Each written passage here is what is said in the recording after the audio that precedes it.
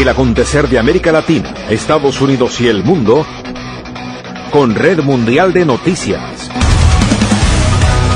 A través de Radio Cántico Nuevo. Red Mundial de Noticias con Johnny Romero. Comienza ahora. Hola, ¿qué tal? Aquí está la información en Red Mundial de Noticias. Hoy es martes, 2 de diciembre de 2025. Aquí están los titulares de las más importantes noticias ocurridas en el mundo hasta este momento. Petro desafía a Trump y ordena restablecer el servicio aéreo civil con Venezuela. Intensa búsqueda de 30 desaparecidos tras alud de tierra, con 12 muertos en Puerto de Perú. Joaquín Guzmán, uno de los hijos de El Chapo, se declara culpable de cargo de narcotráfico en Estados Unidos. La autoridad electoral de Honduras describe como empate técnico el cara a cara entre el candidato presidencial conservador Azfura. Una fuerza de inmigración despedida demanda al gobierno de Trump por discriminación. Schumer amenaza con limitar poderes de guerra de Trump si sigue presionando a Venezuela. Congresistas exigen al secretario de Estados Unidos que responda a las acusaciones de que ordenó matar a los supervivientes del ataque en una lancha en el Caribe. Hetze respalda al almirante a cargo del polémico ataque contra embarcación en el Caribe. Aquí están las noticias. Washington. El secretario de Guerra de Estados Unidos, Pete Hetze, mostró su respaldo al almirante Mitt Bradley, quien estuvo al mando de un ataque contra una embarcación que presuntamente transportaba narcóticos en el Caribe el pasado 2 de septiembre. Una polémica operación que generó críticas por la orden de un segundo disparo contra 2 supervivientes. Hetze dijo en su cuenta de X que Bradley es un héroe estadounidense y aseguró que cuenta con su apoyo. Mantengo mi respaldo hacia él y a las decisiones de combate que ha tomado en la misión del 2 de septiembre y en todas las demás desde entonces, agregó el funcionario. Frank Bradley es un almirante de la Armada estadounidense que en las fechas del ataque era comandante del Comando de Operaciones Especiales del Conjunto. The Washington Post informó, citando a funcionarios anónimos, que en el bombardeo del 2 de septiembre, en el que murieron 11 personas que iban a bordo de una presunta narcolancha, se llevó a cabo un segundo ataque para matar a 2 supervivientes del ataque inicial. Por su parte, la portavoz de la Casa Blanca, Caroline Levy, consideró verdadera la afirmación de que Hetze no dio directamente la orden al ser preguntada hoy por un periodista en una rueda de prensa, y leyó un comunicado en el que la administración defiende que el controvertido ataque reportado por el diario The Washington Post. Sin embargo, Levy, que consideró falsas las informaciones del diario, se negó a responder al ser preguntada sobre qué ley autoriza no dejar supervivientes en un ataque en alta mar. Varios comités de peso del Congreso están desde hoy intensificando la supervisión, enviando solicitudes de información y preparando revisiones para los próximos días en relación al mencionado ataque ante la posibilidad de que haya constituido un crimen de guerra. Washington. Congresistas estadounidenses presionan al gobierno de Donald Trump para que dé respuesta sobre los ataques militares contra presuntas narcolanchas, después de que un reporte de prensa afirmara que un caso se ordenó un segundo ataque para matar a los supervivientes del primero. A raíz del informe publicado por el Washington Post, los comités liderados por republicanos que supervisan el Pentágono han prometido llevar a cabo una supervisión rigurosa de los ataques estadounidenses a embarcaciones en el Caribe. El periódico informó que un ataque estadounidense a un barco el 2 de septiembre dejó 2 supervivientes y se llevó a cabo un segundo ataque después de que el secretario de Defensa Pete Hetze ordenara matarlos a todos. La publicación de la noticia ha reavivado las dudas sobre la legalidad de las operaciones militares estadounidenses en el Caribe. Hetze tachó la información del Washington Post de noticia falsa, y la Casa Blanca confirmó que se había llevado un segundo ataque con autorización del secretario de Defensa, pero negó que éste hubiera ordenado acabar con todos los tripulantes. El almirante Frank Bradley actuó correctamente dentro de su autoridad y la ley al ordenar un ataque adicional con la autorización de Hetze, dijo en rueda de prensa la secretaria de Defensa de la Casa Blanca, Caroline Levy. El presidente Donald Trump y el secretario Hetze han dejado claro que los grupos narcoterroristas designados por el presidente están sujetos a ataques letales de acuerdo con las leyes de la guerra, agregó Levy. El propio Trump dijo que cree a Hetze al 100%. Estados Unidos ha ampliado en las últimas semanas su presencia militar en el Caribe y ha llevado a cabo una serie de ataques mortales contra embarcaciones presuntamente utilizadas por narcotraficantes en aguas internacionales frente a Venezuela y Colombia, como parte de lo que describe como una operación antinarcóticos. Más de 80 personas han muerto desde principios de septiembre. El gobierno de Trump dice actuar en legítima defensa al destruir embarcaciones que transportan drogas ilícitas a Estados Unidos. La información del Washington Post, que no ha sido verificada por la BBC, señalaba que Hetze dio una directriz verbal de matar a todos a bordo de una de estas embarcaciones y que un comandante de operaciones especiales que supervisaba la operación ordenó un segundo ataque para cumplir con las instrucciones de Hetze. Las reglas de enfrentamiento en tales conflictos armados, tal como se establecen en los convenios de Ginebra, prohíben atacar a los participantes heridos, que deben ser detenidos y atendidos. Los legisladores republicanos y demócratas que aparecieron en programas de entrevistas en Estados Unidos dijeron que el Congreso debe revisar los ataques a las embarcaciones.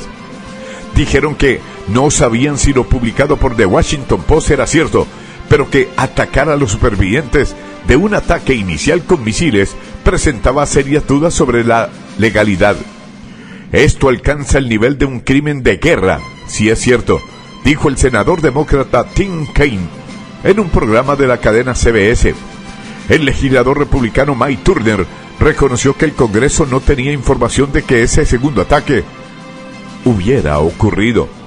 Obviamente, si eso ocurrió sería muy grave, y estoy de acuerdo en que sería un acto ilegal, dijo Turner, es presidente del Comité de Inteligencia de la ACBS. Estos comentarios se producen después de que el Comité de Servicios Armados del Senado, liderado por los republicanos, anunciara que planeaba una supervisión rigurosa de los ataques. Washington. El ejército de Estados Unidos habría cometido un crimen si mató a los sobrevivientes de un ataque lanzado contra una lancha que supuestamente transportaba drogas, señalaron especialistas en derecho.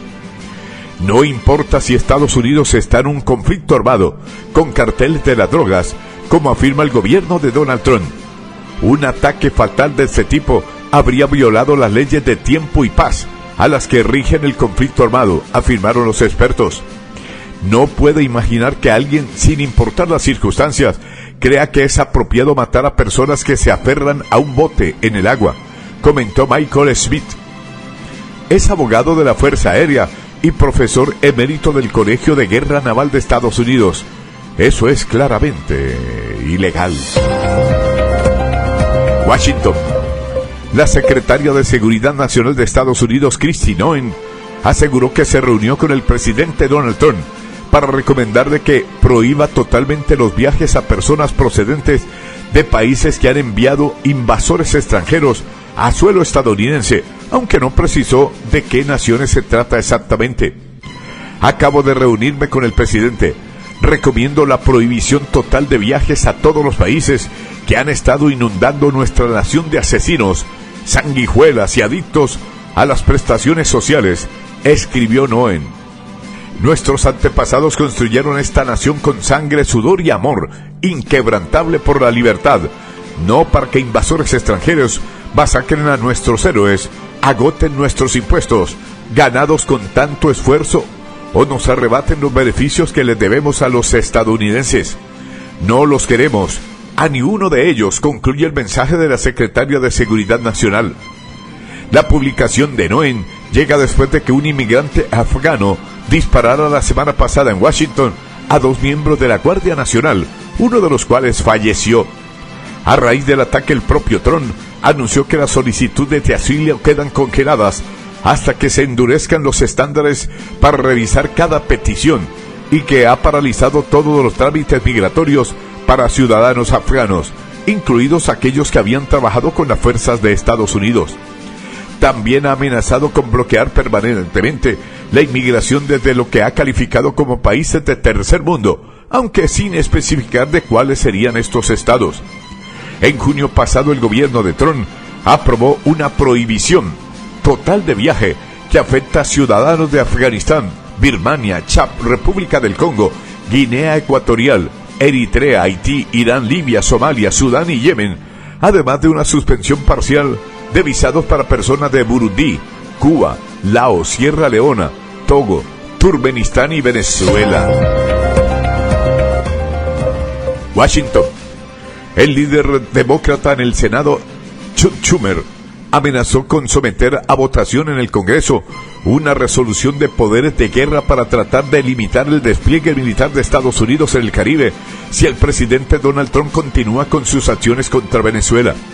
Si Donald Trump continúa con sus acciones contra Venezuela, presentaremos de inmediato una resolución de poderes de guerra para bloquear el despliegue de fuerzas estadounidenses en Venezuela, escribió en la red social X Schumer, que añadió que el poder de declarar la guerra reside únicamente en manos del Congreso, no de Donald Trump.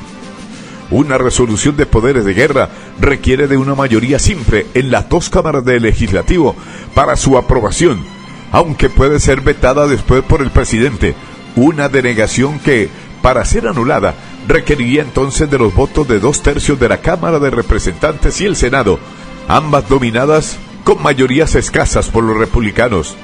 Trump parece estar planeando una guerra totalmente secreta, sin autorización del Congreso, sin transparencia, sin explicación. Los estadounidenses no queremos otra guerra eterna, y Trump no tiene la autoridad para enviar nuestras tropas a la guerra sin nuestra aprobación, reza otro de los muchos mensajes de Schumer. Las publicaciones de Schumer llegan en un momento marcado por el incremento de la presión dialéctica de Washington, que ha desplegado desde el verano un enorme contingente militar en el Caribe sobre Caracas, incluyendo mensajes de Trump advirtiendo a pilotos y aerolíneas que deben considerar completamente cerrado el espacio aéreo venezolano. En otro texto, el líder de la minoría demócrata en la Cámara Alta recordó que el diario The Washington Post informó la semana pasada que un bombardeo del ejército estadounidense en septiembre sobre una presunta lancha vinculada al narcotráfico se llevó a cabo un segundo ataque para matar a 2 supervivientes del ataque inicial. Los Ángeles. Tania Nemmer, una de las decenas de jueces de inmigración despedidos este año por el gobierno de Trump, presentó una demanda contra el Ejecutivo, alegando que fue víctima de discriminación y busca ser reincorporada. En la querella legal, la ex jueza argumenta que fue despedida por razones de género, su doble ciudadanía libanesa y estadounidense y su filiación demócrata, lo que violaría la ley de los derechos civiles de Estados Unidos. Nemmer fue despedida el 5 de febrero, a pocos días de que el presidente Donald Trump asumiera el cargo con una promesa de iniciar la deportación masiva de inmigrantes. La demanda asegura que Nemmer fue despedida abruptamente en medio de su periodo de prueba, aunque había recibido la calificación de desempeño más alta posible. Lejos de explicarle por qué había sido despedida, el supervisor de la señora Nemmer le dijo que era una de sus mejores empleadas antes de ser escoltada fuera del edificio, se lee en la demanda. Los abogados de la ex jueza argumentan que hasta el día de hoy, la administración Trump no ha presentado una explicación convincente por el precipitado despido, lo que indica que fue una decisión para atacar a los funcionarios públicos que no eran de su agrado. Tanto el supervisor de Nemmer como el juez principal de inmigración interino de Estados Unidos afirmaron que ninguno de los dos sabía por qué la estaban despidiendo. Nemmer, que ejercía en el Tribunal de Inmigración de Cleveland, Ohio, desde 2023, hace parte de los más de 100 jueces de inmigración que han sido despedidos por la Casa Blanca. La demanda busca que Nemmer sea reincorporada a su cargo, una indemnización por daños y perjuicios, y que el gobierno Trump reconozca que violó sus derechos. La querella se da poco después de que el Departamento de Justicia lanzara una convocatoria para jueces especializados en deportaciones como parte de su campaña para cubrir puestos de trabajo que faciliten su plan de deportaciones masivas. Según el Transactional Record, un centro de la Universidad de Syracuse, hay más de 3,4 millones de casos pendientes en las cortes de inmigración. Newark, New Jersey. Agentes federales de inmigración detuvieron a 2 inmigrantes ilegales condenados por delitos contra menores en operaciones consecutivas en Nueva Jersey y Texas, en una medida que, según las autoridades, refleja una renovada campaña para expulsar de Estados Unidos a los delincuentes violentos.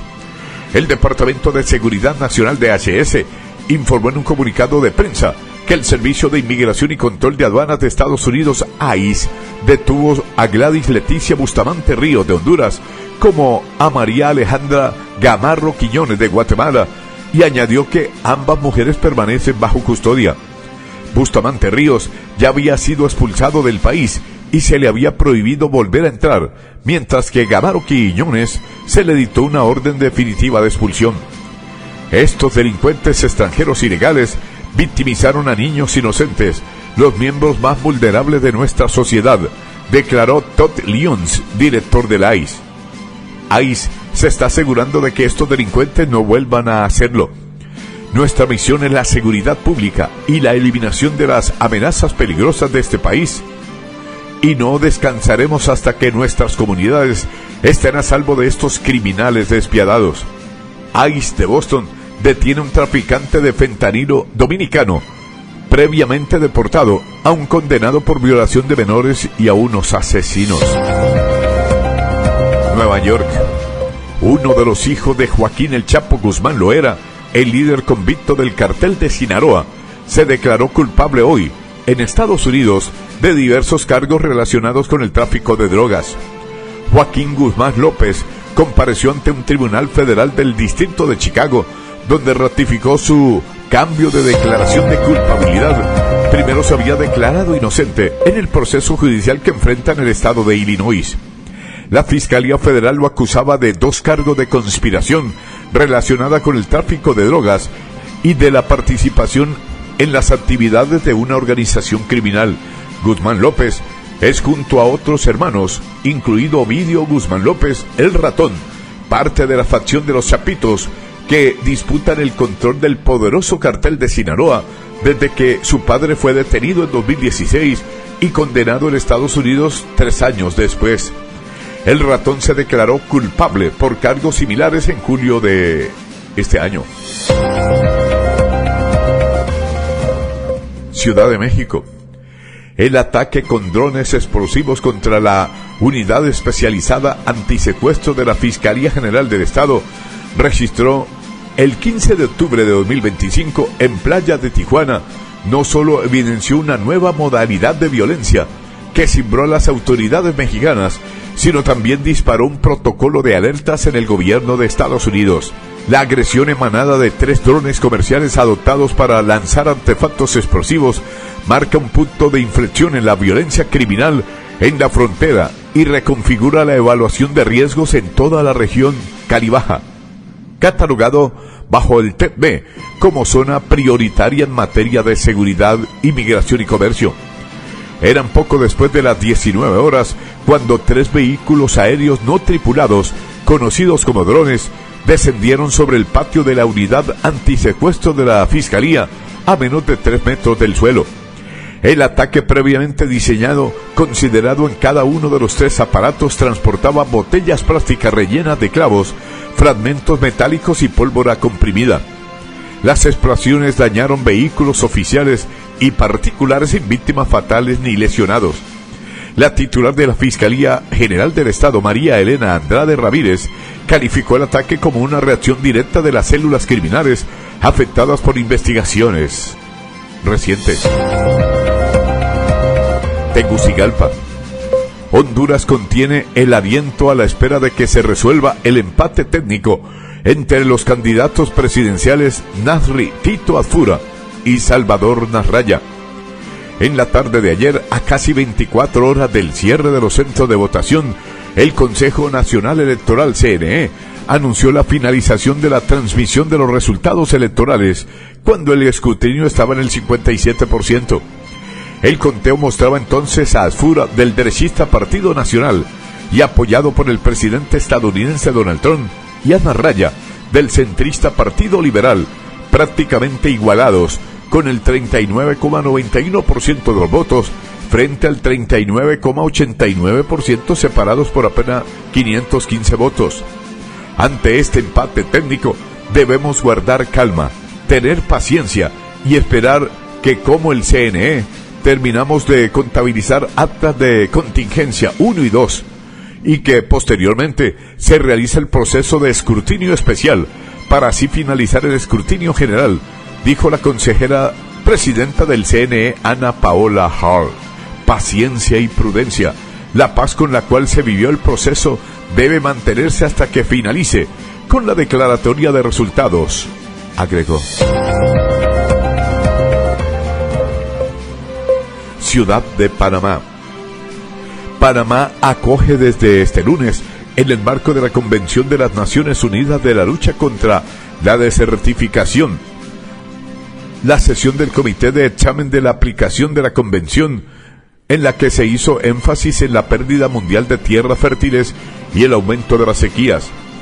La secretaria ejecutiva de la CNULD, Yasmín Fuad, subrayó que en la inauguración la urgencia de actuar frente a una degradación del suelo que avanza a un ritmo alarmante en todo el planeta. Invertir en la gestión sostenible de la tierra, la restauración de la tierra y las soluciones basadas en la naturaleza no es solo una necesidad medioambiental, sino un imperativo para el desarrollo y una inversión estratégica en la estabilidad, prosperidad y la paz, afirmó la exministra del Medio Ambiente de Egipto. Ciudad de Guatemala. La Comisión Interamericana de los Derechos Humanos, CIDH, se sumó a las voces de preocupación internacionales respecto al proceso de las próximas elecciones de segundo grado en Guatemala, un mecanismo clave que renovará importantes autoridades del sistema judicial y electoral del país en 2026. La relatora de la CIDH para Guatemala, Andrea Pochac, expresó en conferencia de prensa que la comisión comparte la inquietud manifestada por mecanismos de observación de la sociedad civil, la Organización de Estados Americanos, OEA, y la Relatora Especial de Independencia Judicial de las Naciones Unidas. La Comisión Interamericana se suma a todas estas preocupaciones y por eso hace un llamado de advertencia en relación con el proceso de nominación que está pendiente para el año 2026, declaró Pochac. Lima. Brigadas de la Marina buscan a por lo menos 30 desaparecidos tras una luz de tierra que hundió a 2 naves ancladas y mató a 12 ocupantes, incluidos 4 niños, en la selva indígena central del Perú. El deslizamiento se produjo en la madrugada en el remoto puerto fluvial de Iparia, en la región de Ucayali. Son 12 fallecidos. En un inicio teníamos 20 heridos que han sido ya dados de alta, informó el director regional de salud, Patrick Pantoja, vía telefónica. Caracas. El aeropuerto de Maiquetía, el principal de Venezuela, que sirve a Caracas, recibió vuelos procedentes de Colombia, Panamá y Rusia, mientras mantiene programada la llegada de otros aviones desde Bogotá, Ciudad de Panamá y Curazao, según constató en medio de cancelaciones de varias compañías. 2 de los 4 vuelos llegaron a Venezuela, operados por la aerolínea panameña Copa Airlines desde Bogotá y Ciudad de Panamá, uno por la venezolana Conviasa, San Petersburgo, y otro por la también nacional Láser Bogotá, que tiene programado otro viaje a Curazao. La venezolana Avior viajará desde la isla caribeña y también desde la capital colombiana, mientras que Copa tiene un viaje agendado saliendo de Panamá, todos con destino a Caracas. En cuanto a la salida de el suelo venezolano, un vuelo de Láser ya partió hacia Bogotá y fue propuesto otro con destino a Curazao. Por su parte, una aeronave de Avior despegó con rumbo a Curazao y otra que llegó a Bogotá. Bogotá. El presidente de Colombia, Gustavo Francisco Petro Urrego, desafió la advertencia de su homólogo estadounidense Donald Trump de que el espacio aéreo venezolano permanecerá cerrado y ordenó restablecer el servicio aéreo civil con Venezuela aunque 2 aerolíneas colombianas no han dejado de volar a ese país. Estados Unidos no tiene el derecho de cerrar el espacio aéreo venezolano. Lo puede hacer con sus aerolíneas, pero no con las del mundo. Colombia restablece el servicio aéreo civil con Venezuela e invita al mundo a hacerlo. Es hora de diálogo, no de barbarie, expresó Petro. Donald Trump dijo el sábado en su red social Truth Social que el espacio aéreo de Venezuela permanecería cerrado en su totalidad en medio de la tensión creciente entre Washington y Caracas y el gran despliegue militar estadounidense en el Caribe. Sin embargo, por el momento las aerolíneas colombianas Wingo y Satena, la panameña Copa Airlines y la boliviana de aviación, así como las compañías locales Avior y Conviasa, mantienen sus operaciones en Venezuela. Todo esto ocurre luego de que el pasado 21 de noviembre, la Administración Federal de Aviación de Estados Unidos instara a extremar la preocupación sobre sobrevolar Venezuela y el sur del Caribe ante lo que considera una situación potencialmente peligrosa en la zona.